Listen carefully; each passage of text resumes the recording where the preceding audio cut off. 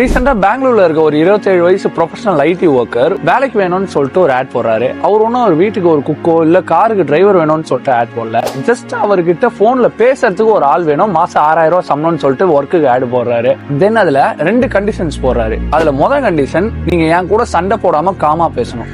ரெண்டாவது கண்டிஷன், நிஜமாவே நான் சாப்பிட்டேனா நல்லா இருக்கணான்னு சொல்லிட்டு என் மேல ஜென்யூனா கேர் எடுத்துக்கணும்னு சொல்லிட்டு.